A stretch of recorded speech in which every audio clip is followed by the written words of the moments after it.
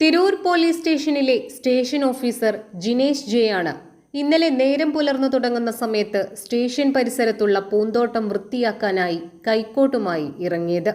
സ്റ്റേഷനിൽ അവിചാരിതമായെത്തിയ trade union നേതാവായ ജാഫർ ഇത് വീഡിയോയായി പകർത്തുകയും ചെയ്തു. എന്നാൽ മറ്റൊരാൾ ഇത് കാണുന്നതും വീഡിയോ എടുക്കുന്നതും CI അറിഞ്ഞിട്ടുമില്ല, ശ്രദ്ധിക്കുന്നുമില്ല. അദ്ദേഹം തന്റെ ജോലി ചെയ്തുകൊണ്ടേയിരുന്നു.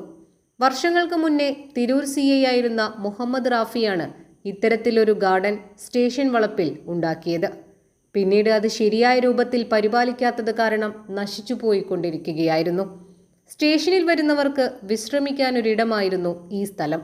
എന്നാൽ അത് നശിക്കുവാൻ പാടില്ല എന്നും പരിപാലിക്കേണ്ടതാണെന്നും മനസ്സിലാക്കിയാണ് തന്റെ ഡ്യൂട്ടി സമയം ആരംഭിക്കുന്നതിന് മുൻപ് തന്നെ നേരം പുലരുന്നതോടുകൂടി കൈക്കോട്ടുമെടുത്ത് സ്റ്റേഷൻ വളപ്പിലേക്ക് ഇറങ്ങിയത്.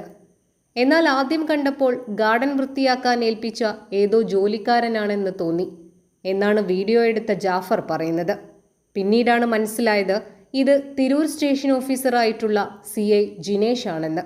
ഉടൻ ജാഫർ ഈ രംഗം മൊബൈലിൽ വീഡിയോയായി പകർത്തുകയായിരുന്നു.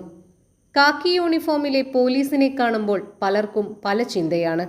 ഒട്ടുമിക്ക ആളുകളും ഭീതിയോടെ മാത്രം കാണുന്ന പോലീസിലെ ചില നല്ല മനുഷ്യർ ഈ പ്രകൃതിയോടും മനുഷ്യരോടും കാണിക്കുന്ന കാരുണ്യവും വാത്സല്യവും പലപ്പോഴും നാം അറിയാതെ പോകുന്നു. ജിനേഷ് വളാഞ്ചേരി CI ആയിരുന്ന സമയത്ത് ടീം വളാഞ്ചേരിക്കൊപ്പം ചേർന്ന് തെരുവിലലയുന്ന ഒരാളെ കണ്ടെത്തുകയും ജട പിടിച്ചു വളർന്ന മുടി വെട്ടി കുളിപ്പിച്ചു പുതുവസ്ത്രം ഉടുപ്പിച്ചതും വയറുനിറയെ ഭക്ഷണം വാങ്ങി കൊടുത്തതും വലിയ വാർത്തയായിരുന്നു.